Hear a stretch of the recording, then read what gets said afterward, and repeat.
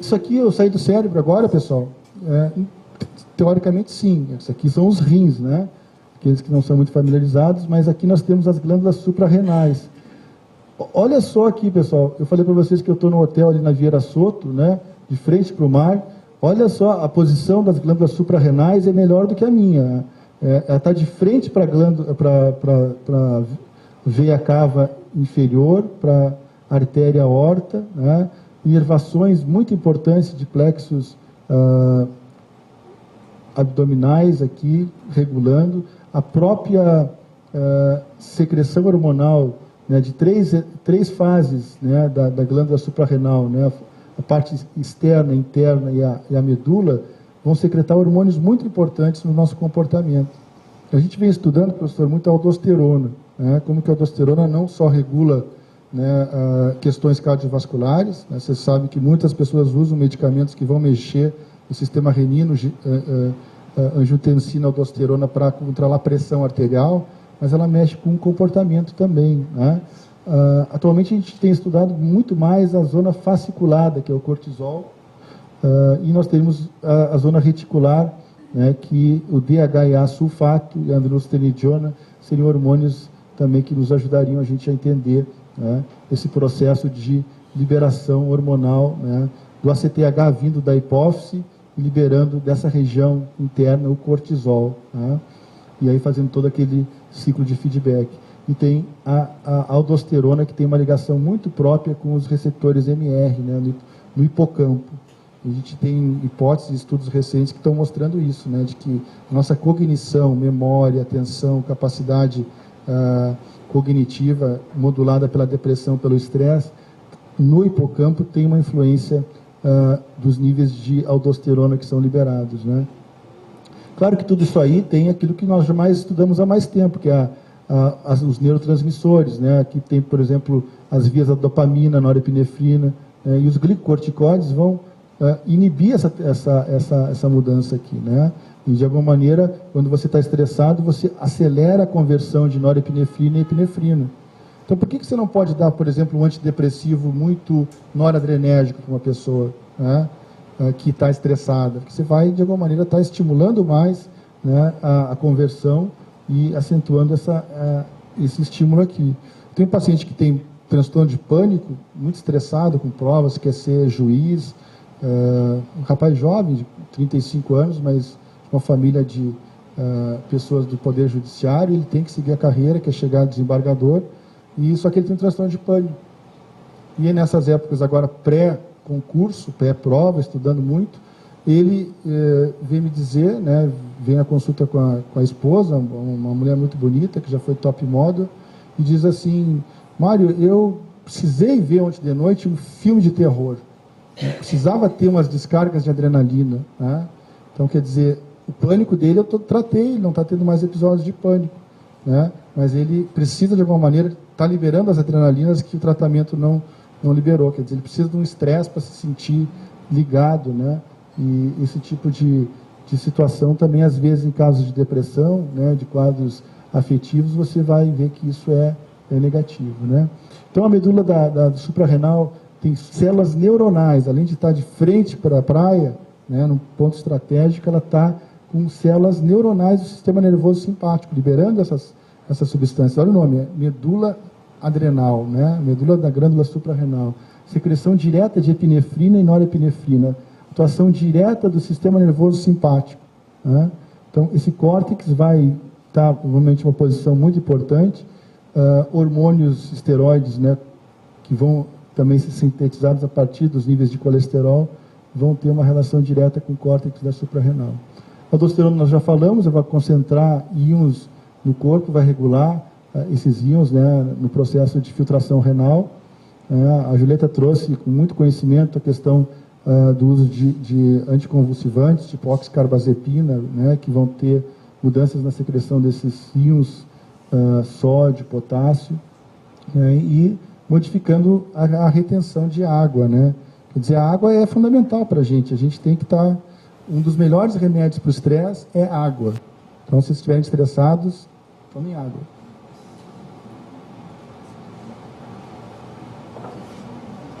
mesmo que não tenham sede, viu? Mobilização de gordura a partir do cortisol, utilização disso para suprir energia, quer dizer, cortisol é para luta e fuga, você tem que suprir energia, né? Diminuir a utilização dos carboidratos para energia, poupar as suas reservas, né? E, de alguma maneira, você vai estabilizar membranas importantes, como dos lisossomos, vai inibir doenças autoimunes. No momento que o cortisol fica desequilibrado, então, a gente fica pensando, né, o Olavo do meu lado aqui, oscilando entre euforias e períodos depressivos, né? Crises hipomaníacas e crises depressivas, né? Você fica pensando a oscilação do cortisol, porque ele não é algo que fica estável o tempo todo. Ele vai oscilar em vários momentos. Isso vai desequilibrar toda essa cascata de reações.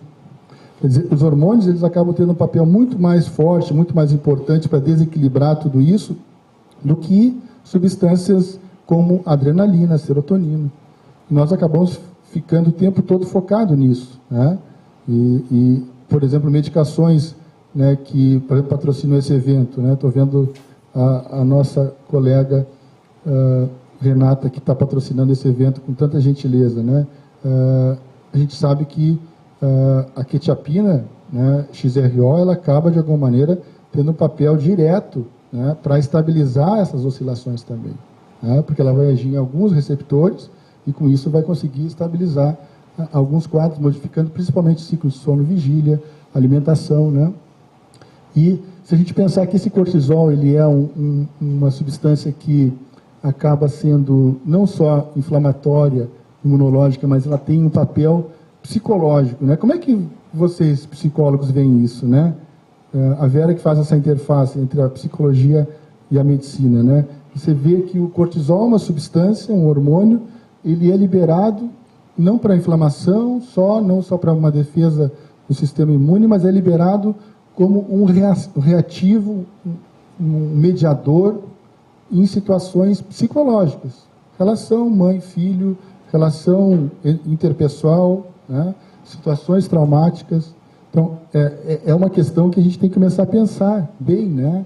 E eu acho que esse é o grande pulo do gato, você poder utilizar esses conceitos tão ricos das relações e com esses conceitos das neurociências, da neuroendócrina, mostrando que uma substância como o cortisol vai ser um mediador de comportamento, né? Então, se a gente pensar em doenças psiquiátricas, a gente vai ver que pessoas que fizeram tratamento com corticosteroide, né, vão ter, dependendo da sua vulnerabilidade, alterações na sua psicopatologia, que podem ser tanto pessoas que tomam corticoide ficarem deprimidas, como podem ficar eufóricas, né, Olavo? Então, você vai ter, o corticoide pode ser para um lado ou para o outro, o cara pode ficar deprimido ou pode ficar eufórico, ele pode ter uma labilidade do seu humor, né? A grande ciclotimia, que vai também ter uma relação aí com questões de temperamento, de personalidade, pode prejudicar, como disse o Robert Sapolsky nesse livro, Por que as zebras não têm úlcera, a questão da cognição, prejuízo cognitivo, né? Vai lesar áreas importantes do hipocampo, né? Inclusive existe a psicose, né? Pacientes que fizeram grandes tratamentos com corticóide por cânceres e outras doenças, acabam podendo, se tem vulnerabilidade, desenvolver psicoses relacionadas ao uso do corticóide. Então, as evidências de que ele mexe com o comportamento são inúmeras, né? E, como eu estava dizendo, para mais ou para menos. Então, doenças ligadas à produção do cortisol, hiperprodução, nós temos claramente a questão do Cushing, né? Eu acho que talvez seja a mais bem determinada alteração, né, de aumento de secreção de glicocorticoide. A depressão maior, na realidade, se ela for do tipo melancólica, nós vamos ter essa hiperatividade. A depressão bipolar e o quadro maníaco, nós vamos ter uma hipoprodução de cortisol, né? Depressão atípica muito frequente, bipolar de tipo 2, depressões de inverno, né? Síndrome da fadiga crônica, fibromialgia, quadros como hipotiroidismo. Paciente fumante, doutor, estou bem, né? Me estabilizei, estou me tratando com o Dr. Joseph, faço psicoterapia com a doutora Vera, né? Vou no endocrinologista, né? Faço terapia ocupacional, vou na praia, né? Estou ótimo, vou parar de fumar agora. Parou de fumar, né, Ana? E aí aquilo descompensou tudo, né? Só parar com a nicotina descompensou tudo, né? Não era o momento de parar com a nicotina. Não estou defendendo o uso de tabaco, mas às vezes essa mudança numa substância pode desencadear, como questões que eu já falei, de parar com o anti-inflamatório, né, com o antihistamínico, né, podem desequilibrar o indivíduo. Aqui nós não temos tantas evidências, né, em relação ao toque, ao pânico, o abuso sexual e físico. Nós vamos falar um pouquinho de detalhe, tem algumas coisas que a gente vai ver da hiperprodução de cortisol. Tá? Então a gente consegue já de alguma maneira separar assim, de uma maneira grosseira, né? Isso que eu estou mostrando para vocês ainda é muito diagramático, mas separar pela quantidade de produção de cortisol, né?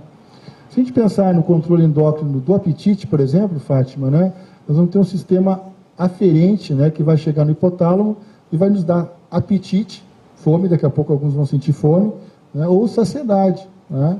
Então, aí buscando um equilíbrio que vai mandar um retorno, né, e vai dizer, não, estou satisfeito, né, tomei o café, cheguei aqui às 9 horas, aí tomei o café que foi oferecido aí pelo pessoal da Astra, né, e resolvi todo o meu problema, não tô com fome, daqui a pouco eu vou comer. Claro que se a gente vive num ambiente que tende à hipertrofia, né, quer dizer, o M amarelo acaba oferecendo um tamanho grande, né, para as coisas, e aí a gente acaba também se acostumando com substâncias, né, que são tóxicas para o nosso organismo, né? Os índices de caramelo de Coca-Cola no Brasil são muito diferentes do índice dos Estados Unidos, da Inglaterra, né? Então você acaba consumindo muito mais, né, do que precisaria, né? Eu fui levar meu filho na semana passada no McDonald's, que ele queria comprar, e aí tinha uma coisa que eu achei tão interessante, né? Entre a cabine do drive-thru que você paga e aqui você pega o lanche. Aí tinha uma plaquinha, se demorar mais de 30 segundos, você ganha um Big Mac. Eu ganhei um Big Mac de graça, apertamos o botãozinho ali, levou 40 segundos, nós saímos lá ali de todas as batatas fritas, né, mas não sei o que, ainda ganhamos mais um Big Mac de graça. Né? É um estímulo a você realmente consumir, né?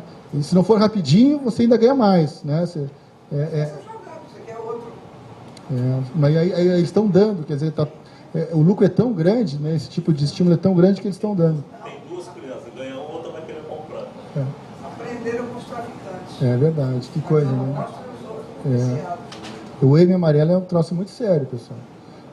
E isso tudo tem impacto nesse mecanismo de ação de glicocorticoides que a gente estava vendo, que é intracelular, os glicocorticoides entram dentro da célula, vão se ligar a algumas proteínas reativas importantes, né, como a shock protein, e a partir daí há essa transcrição, ativação desse composto do glicocorticoide com o receptor, e isso vai gerar já um processo de inibição de transcrição genética ou um estímulo de transcrição genética a partir da modificação que ocorra, né?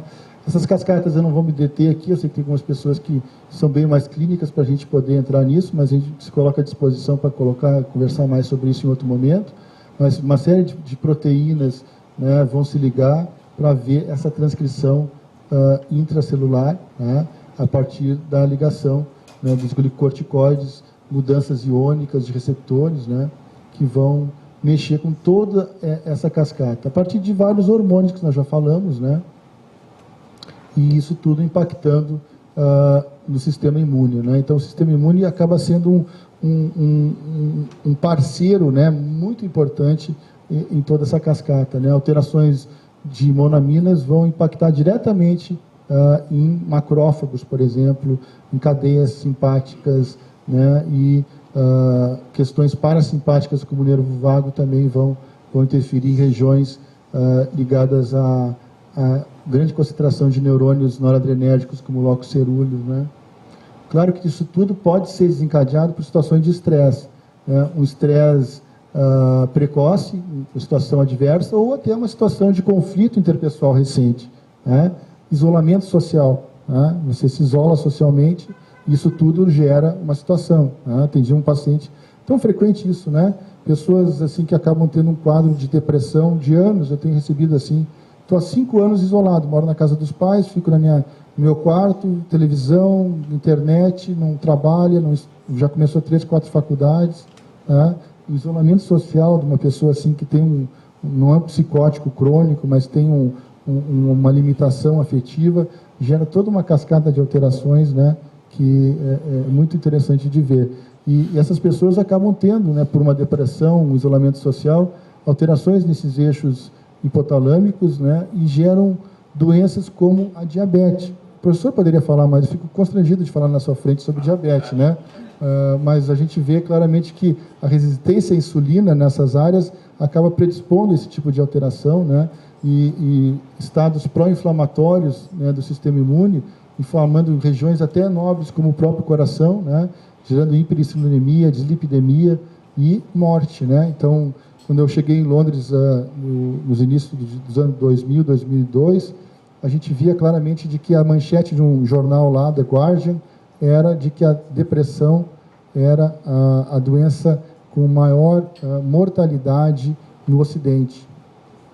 Aqueles dados começavam a surgir, quer dizer, eu falei, mas estão se suicidando tanto assim? Gera tanta... Claro que não era só suicídio, né? Existia toda essa cascata de reações.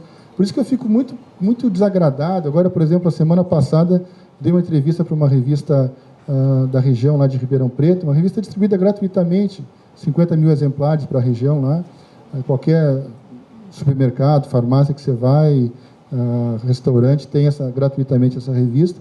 A gente tentou fazer uma matéria de psicoeducação, da importância da depressão. Aí chamaram um colega, que eu conheço ele, um cara respeitável, para falar sobre a medicalização excessiva da tristeza, né? É um problema você medicar a tristeza, né? Então, o Olavo é fluminense, né? O Fluminense está numa fase difícil, toca de técnico, vai embora, está triste, desanimado. Ninguém vai medicar um torcedor tricolor, né? Porque está triste por causa do seu time, né? Mas, claro que a tristeza é só um sintoma dos 10 que compõem a síndrome depressiva, né? E, infelizmente, existe essa questão. Alguns colegas, principalmente clínicos de outras especialidades, medicam situações de tristeza, né? Mas o impacto é muito maior na depressão. A gente vê que a depressão é a doença mais incapacitante. Nós, profissionais especialistas, de cada 2 pacientes graves com depressão unipolar, depressão bipolar, tratamos, só um chega à remissão. É muito pior que muitos prognósticos de muitos cânceres. 50% só melhoram. E aí você ficar criticando o tratamento, criticando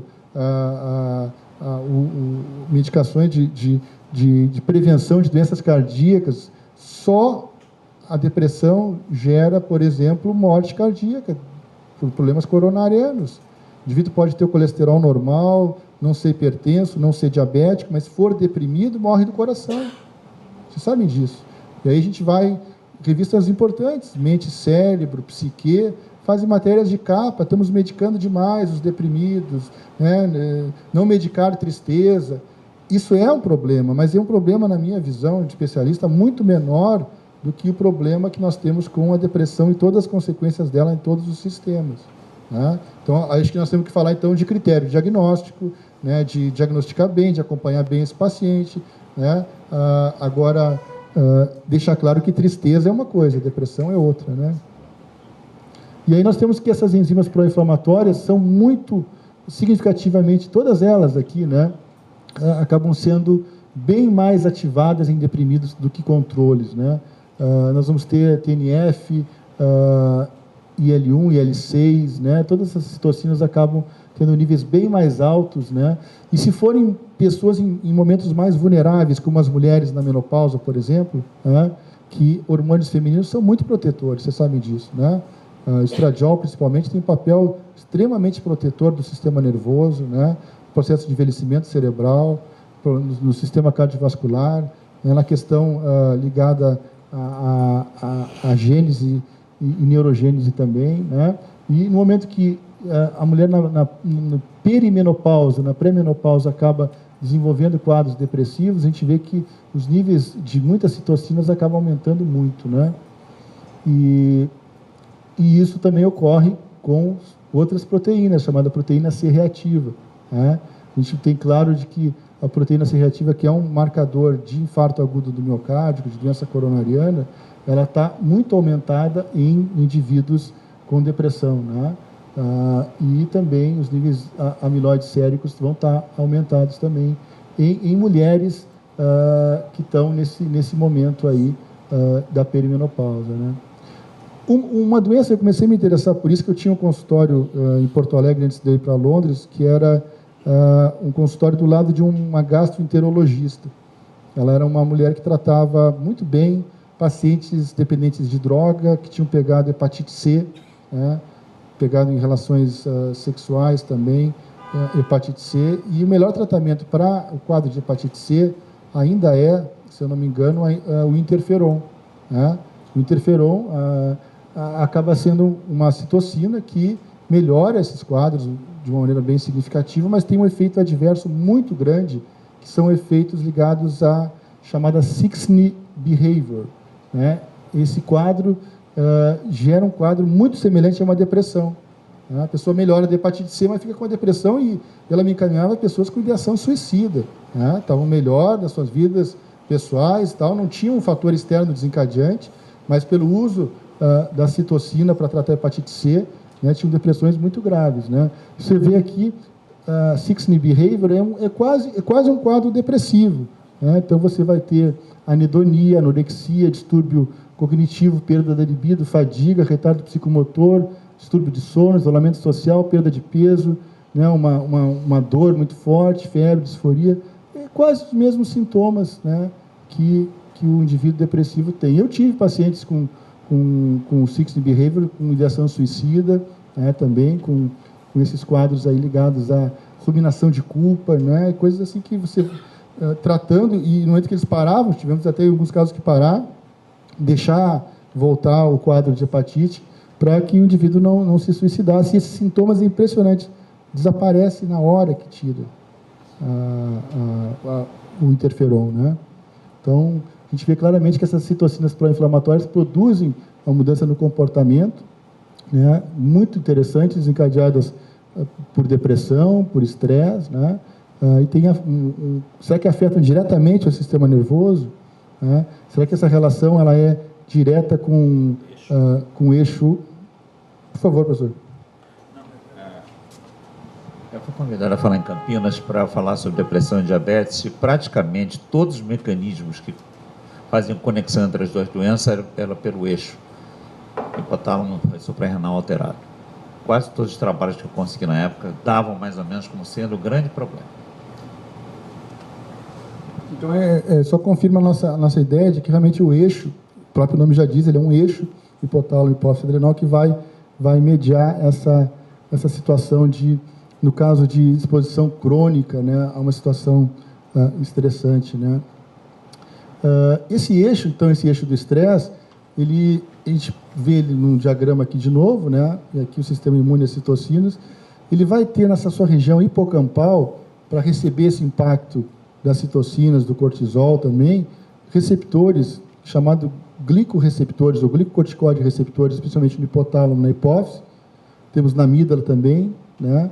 Mas no hipocampo nós vamos ter uma grande densidade de um outro receptor, que é os MR, mineralocorticoide receptores, né?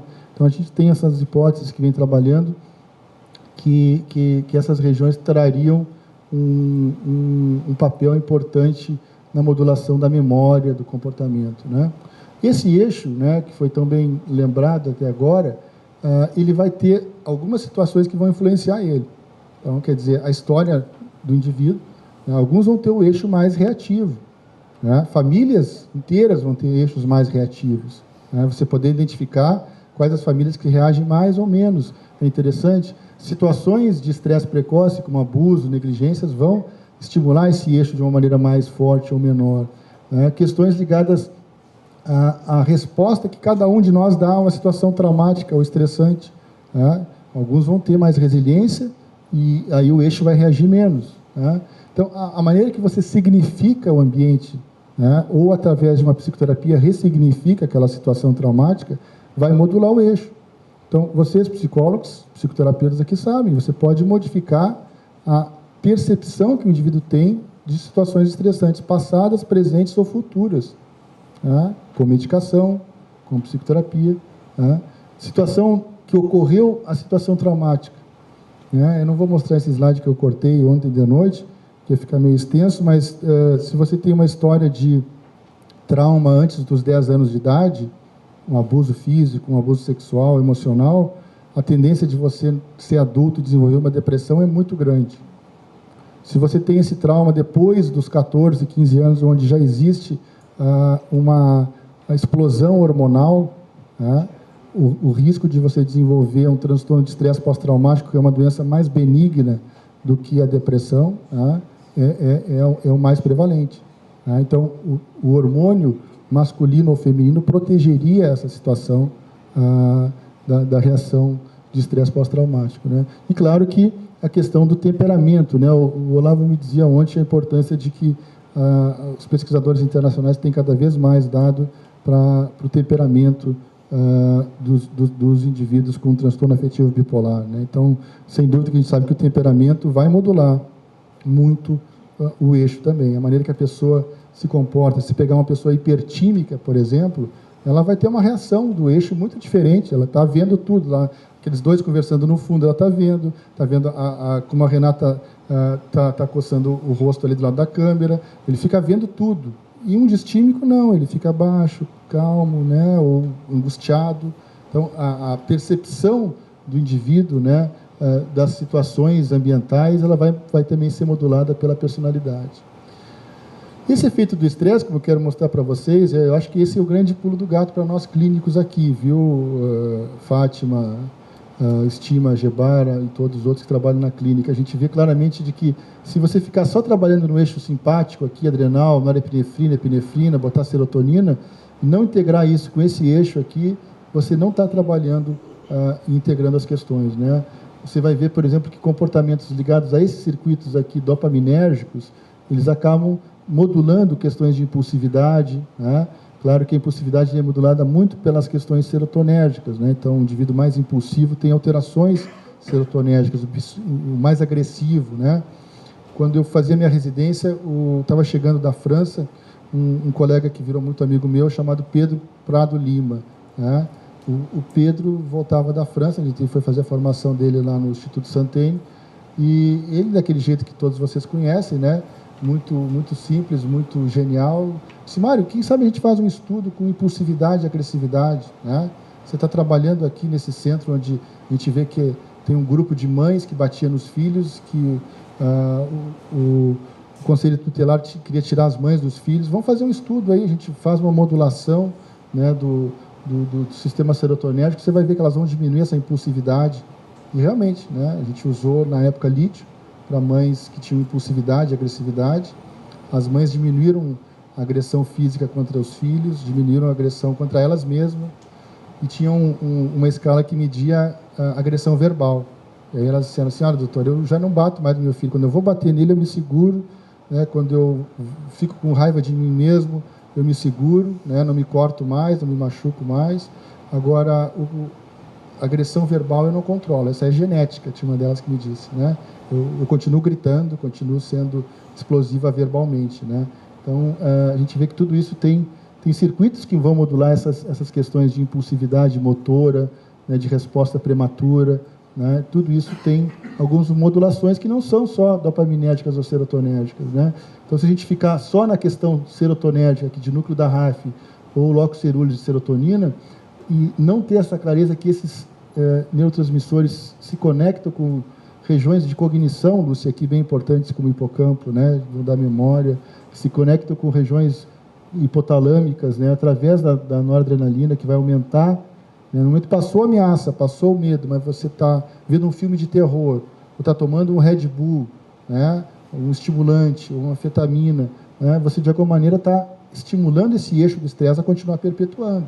Se você usar substâncias, né, que vão ter algum papel de frear, como substâncias serotonérgicas, você acaba freando esse eixo do estresse, né? São aplicações práticas que os que sobreviverem ao almoço e ficarem em detalhe, nós vamos ver com mais profundidade, né? Então, nós vamos ter momentos desse estresse, né? No primeiro momento, essas monaminas vão ser as que vão ser responsáveis, né? Depois, no segundo momento, a gente vai vendo que toda essa cascata do eixo HPA, CRH, ACTH, cortisol, vai ter um papel já de transcrever esses fatores né, e mudar estruturas de síntese de proteínas. Claro que isso aí tudo tem desde o tempo zero da situação do estresse, milissegundos, minutos, horas, dias, meses, né? Então, quer dizer, tem coisas que você consegue fazer imediatamente, tem coisas que você não consegue fazer em 2 anos de terapia, né? Então é importante você poder modular isso, né?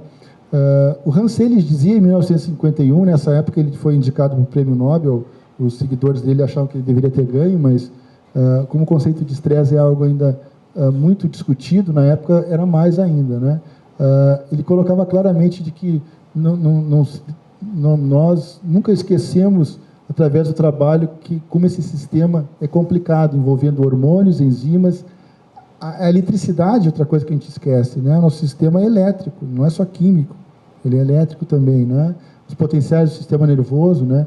Como que o estresse, né, ele acaba, de alguma maneira, chorando ou chamando a atenção através dos olhos humanos. Você pode olhar para uma pessoa e você consegue ver, depois de um tempo, se ela está estressada, né? Você olha se ela está cansada. Você consegue ver isso. A gente que é profissional de saúde mental vê. Chega uma pessoa na sua frente, ela está carregada, tem uma nuvenzinha preta em cima dela, né? E ela fala com você sem nenhuma queixa, mas você vê que ela está com o sistema carregado, né? Estressado.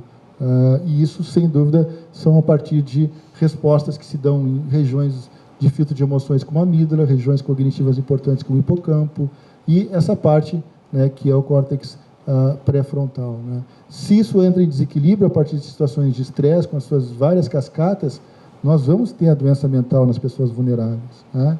Então, poder ter a clareza de como que esse processo se desenvolve para chegar a uma doença mental, né? E mais do que isso, né, como que isso aqui não vai só dar doença mental, mas dar doença no coração, dar problemas digestivos, da obesidade, né, Fátima, da doenças autoimunes, da alterações no ciclo de sono e vigília, né, da doenças de pele, né, da sensibilidade aumentada à dor, né? Então, quer dizer, você vê que está toda a medicina aqui, está toda a questão da saúde mental aqui, né? Não é ser um reducionismo, mas é que esse sistema também é muito complexo, né?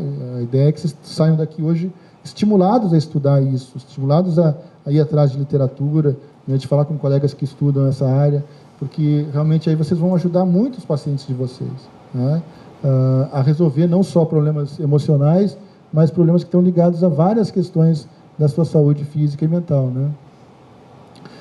Eu tenho que falar para vocês de outro eixo, senão ficaria muito forte falar só de um eixo, né?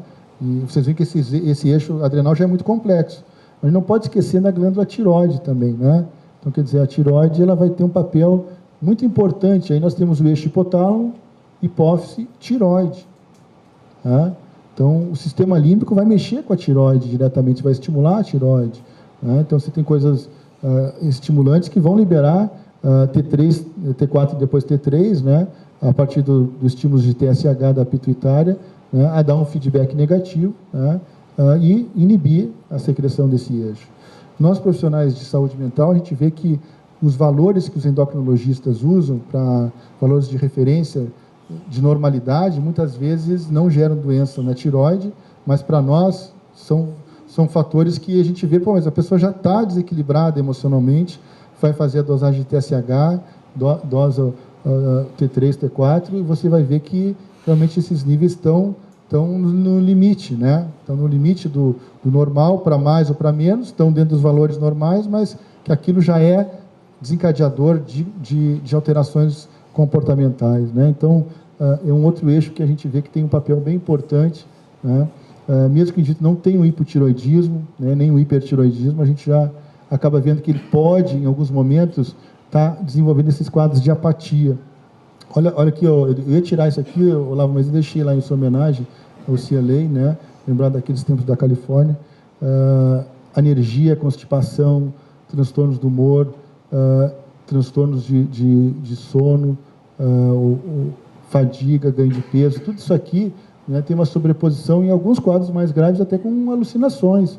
E o envelhecimento cerebral, às vezes não chega na demência, mas o cara já está com um prejuízo cognitivo, uma dificuldade de concentração, com falta de performance, déficit de memória importante, retardo psicomotor.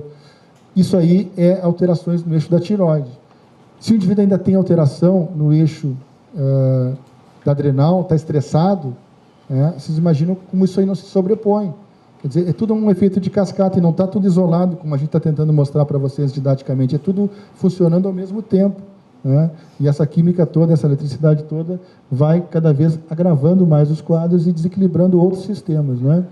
Então, o que a gente vê claramente, por exemplo, é de que os hormônios da tireoide, o T4, né, a partir da sua modificação intracelular para T3, né, vai entrar no neurônio e medicações como antidepressivos e carbamazepina, por exemplo, vão facilitar essa entrada no sistema nervoso central e ter um papel importante de transcrição genética. O lítio, por exemplo, né, Olavo, vai ter um papel bem limitador na questão da homeostasia da tireoide, né, Joseph? Você vai ver que isso aí vai trazer um prejuízo para o indivíduo, né? Então, quer dizer, o lítio é uma medicação fantástica? É, mas os efeitos colaterais dele também são muito limitantes, em muitos casos, para você usar em doenças a longo prazo, né? Então, a gente tem tido resultados muito bons com pacientes com lítio, mas, na realidade, a gente acaba vendo que, a médio prazo, muitos deles acabam sendo sensíveis, principalmente na questão da tireoide. Não sei qual é a sua experiência nisso, Léo. Eu gostaria de falar da experiência europeia, principalmente italiana, onde hoje, ao começar o lítio, já se começa a suplementação com hormônio de tireoide. Não se espera um hipotireoidismo subclínico, um aumento progressivo do TSH. O primeiro comprimido de lítio já vem acompanhado de hormônio de tireoide, porque sabe que se você deixar a tireoide, vamos dizer assim, no transtorno bipolar mais lenta, menos esperta, como se diz, você vai ter sérios problemas. Depois até a gente podia comentar, eu ia querer te ouvir, sobre o uso de estados hipermetabólicos em ciclos rápidos e outras coisas, pode ficar para de tarde, uma coisa mais prática, mas o que está se fazendo hoje é uma vigilância extrema e o começo de hormônios, suplementação com hormônio de tireoide ao iniciar o lítio. Essa é a experiência que a gente tem também, né? Lá em Londres a gente já começava com a suplementação dos hormônios tiroidianos, né? Primeiramente a T4, tiroxina, para tratar esses pacientes com quadro bipolar que teriam indicação do uso do lítio, né? O que a gente vê aí no caso de senhoras, né, Vera, que possam ter a questão da osteoporose. Então, tem muitos pacientes mulheres bipolares, né, depois da menopausa, que a gente vê que o decréscimo de alteração na densidade óssea, principalmente regiões lombares, fêmur, né? Você sabe que os idosos, depois dos 60, 70, 80 anos, acabam tendo muitas quedas, e essa fragilidade traz uma limitação de vida muito importante, que tem uma relação grande com as questões ligadas ao T4, né? Tudo isso, né, a gente vai ver, falando agora dos idosos, a gente vai ver que isso aí vai ter um momento da vida que vai ser mais sensível. No idoso, por exemplo, o envelhecimento cerebral, da amígdala, do córtex pré-frontal, do hipocampo, né, um idoso que vai tendo mais estresse, ele vai acabando tendo um declínio cognitivo. Mas claro que isso aí tudo também já passou desde a sua gestação, né? Existe a chamada programação de estresse. A natureza é tão sábia, né? No útero feminino, a criança já está percebendo a situação de estresse que ela vai nascer. Vocês sabiam disso, né?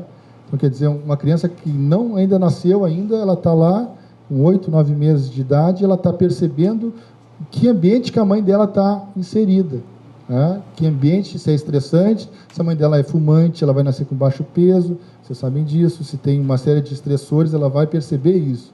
E, ao mesmo tempo, a questão de luz, ela já percebe, né? Se nasceu na Suécia, ou se nasce no Rio de Janeiro, a criança já nasce preparada, né, para perceber os níveis de luminosidade, nascer com níveis de melanina na pele, né, e de secreções de melatonina para sincronizar com o sono e vigília, né? Se nascer na Noruega, né, Ana, vai ter um tipo de reação, se nascer no Rio tem outra. Então, esse tipo de coisa tem tudo já uma programação também de glicocorticoides pré-natal. E durante o nascimento, se a pessoa acaba vivendo situações, né, de amadurecimento aqui do córtex pré-frontal, você sabe que vai amadurecendo, né, durante o desenvolvimento, né, e o hipocampo de alguma maneira. Agora se sofre uma separação materna. A gente trabalha agora, eu sou casado com uma veterinária, ela não gosta que eu faça pesquisa com animais, né? Mas tem uma aluna minha de doutorado que está fazendo agora estudos com ratinhos, separando das mães, né, os ratinhos. Essa separação materna é algo extremamente traumático para os ratinhos, né? Michael Meany, pesquisador importante do Canadá, mostra isso, né? Se você causa um trauma grave, como a gente vê, né, nos nossos pacientes com história de abuso, negligência, o nível de corticóide, ao contrário de aumentar, eles diminuem, né? Então, é uma coisa bem interessante de ver. Dependendo do tipo de estressor, você vai ter reações diferentes. E a gente vê que, ao longo da situação, se eu for na adolescência, essa situação estressante, né, isso muda muito, né? Então, os níveis de corticoides acabam, ao longo do desenvolvimento, tendo alterações. E aí, podem desencadear, na idade adulta, níveis de depressão. Nós temos os quadros de estresse pós-traumático, eu vou mostrar uns dados para vocês, que as pessoas que são, a professora Rachel Yehuda foi uma das primeiras que mostrou esses estudos, né, com vítimas do Holocausto, combatentes veteranos de guerra, mostrando que situações traumáticas trazem realmente o desenvolvimento desse quadro que gera uma diminuição na secreção de glicocorticoide, que nós vamos ter também pacientes maníacos, né, bipolares, vão ter essa diminuição, ao contrário dos depressivos. Isso é uma coisa que é pouco explorada na literatura. Eu falei forte demais, porque eu me emociono com essa ideia, porque a gente fica discutindo muito, é depressivo unipolar, é depressivo bipolar, o espectro é assim ou é assado. Na realidade, nós temos hoje um conhecimento da neuroquímica, da neurociência, que pode nos ajudar nesse diagnóstico, né? Não é uma discussão só fenomenológica, nós temos que integrar outras variáveis nessa discussão diagnóstica, né? A gente fica na fenomenologia, na história familiar, no diagnóstico de sintomas, mas tem todo um arcabouço que pode nos ajudar nesse diagnóstico e no prognóstico de tratamento desses pacientes, que infelizmente acaba não sendo integrado, né?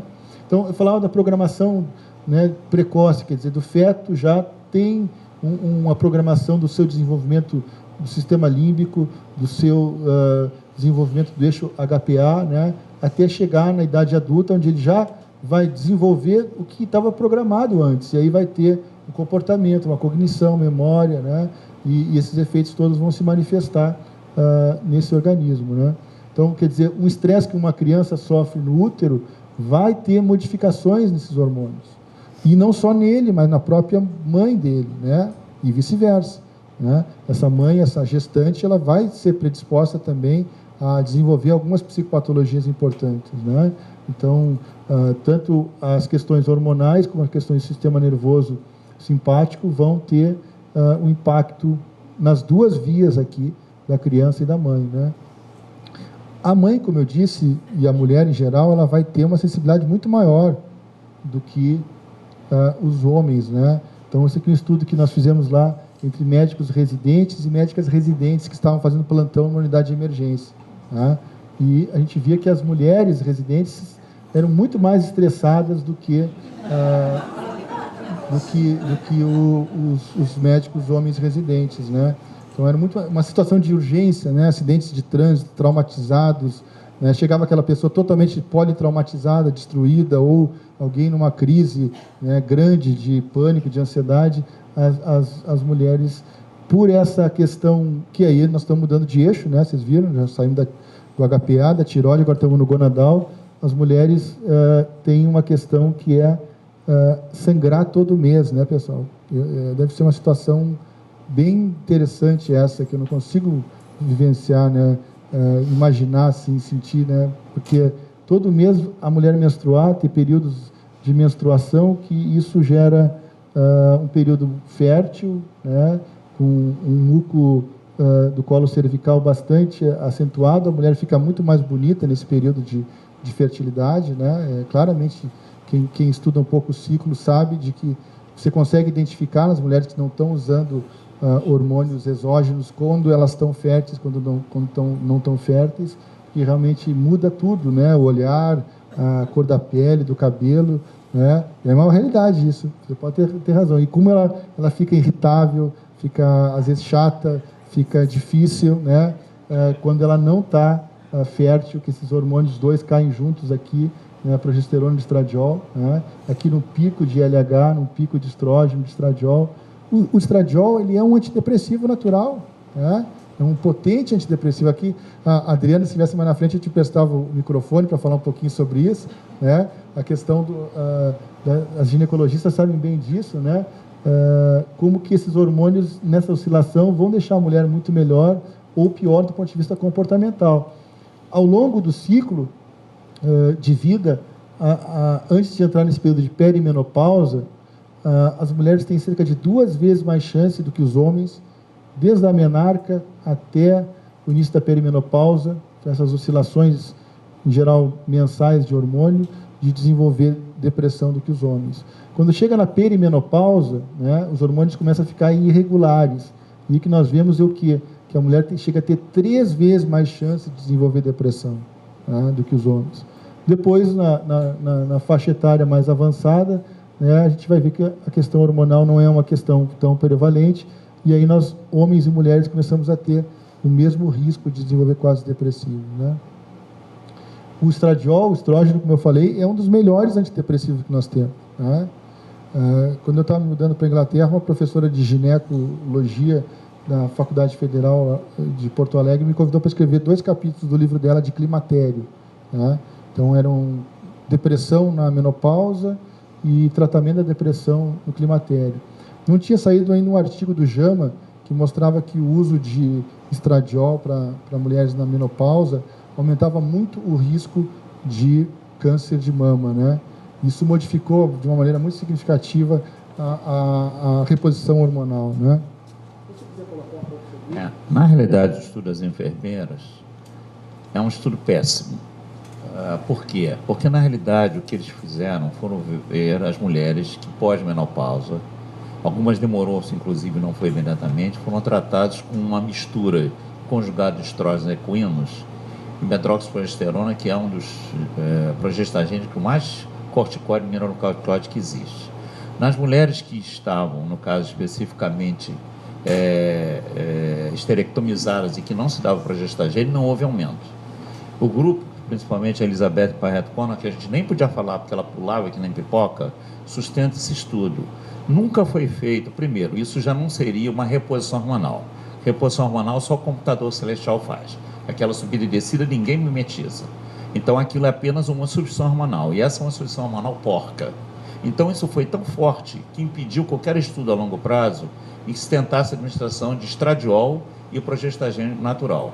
Quando isso é feito, aí os estudos são conflitivos, já não tem essa margem tão grande, aliás, não era também tão grande de segurança. Então a gente bota em dúvida se deve fazer a mulher sofrer desesperadamente, porque ela está com sintomas péssimos em menopausa. Eu não vou dar porque ela pode ter um risco de câncer. Primeiro que ela pode ter um risco de câncer, mulheres pós-menopausa que não fazem também têm risco de câncer.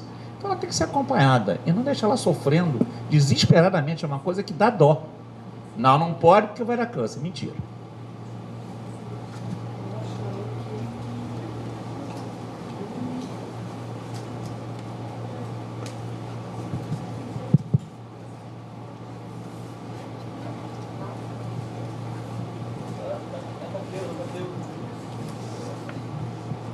Eu acho que a colocação do professor é brilhante.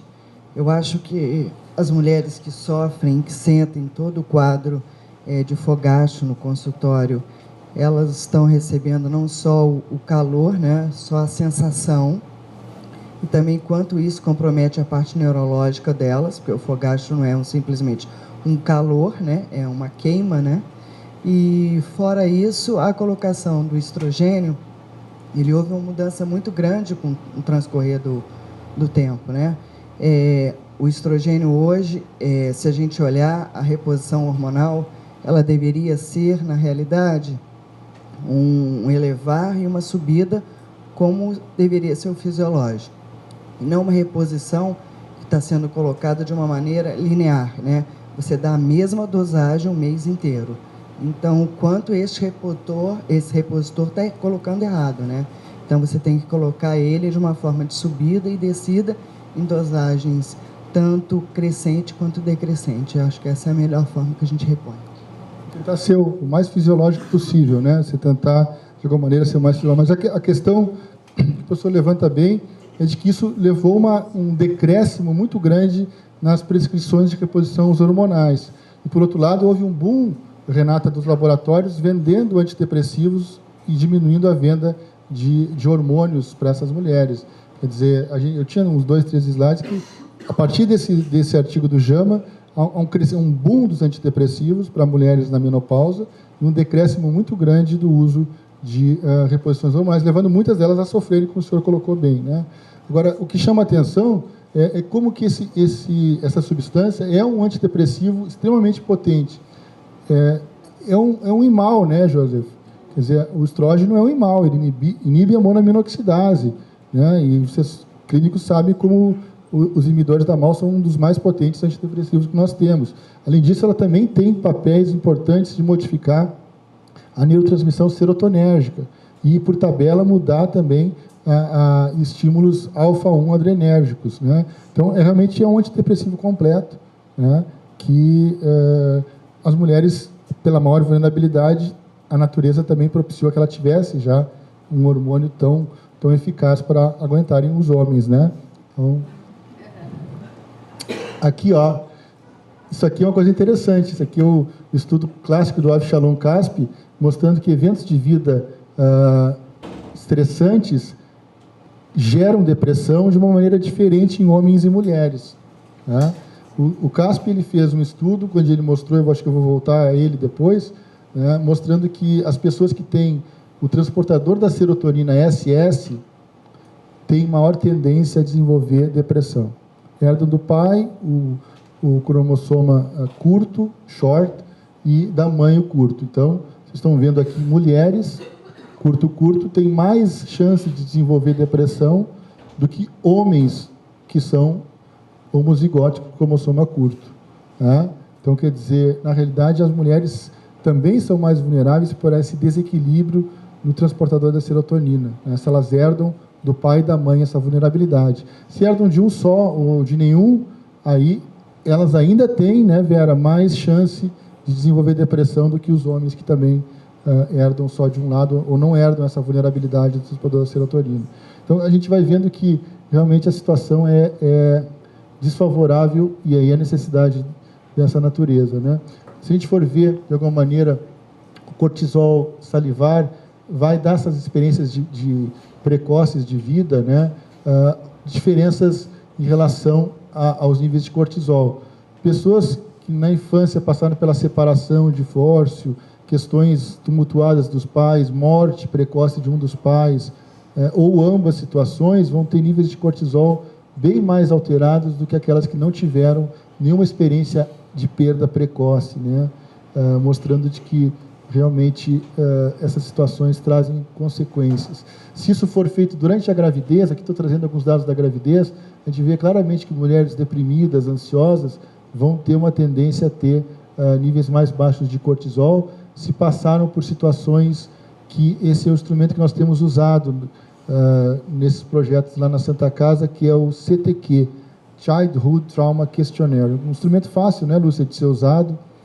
Ele mede alguns tipos de abuso, de maltrato, e a gente vê que quanto mais grave os níveis de maltrato, mais baixos os níveis de cortisol que as pessoas apresentam, né? Então, seria algo semelhante ao que a gente mede nos bipolares, nas depressões atípicas de bipolar do tipo 2, ou de estresse pós-traumático, quer dizer, o maltrato na infância leva a níveis muito baixos de cortisol, e aqui foram medidos em mulheres gestantes, né?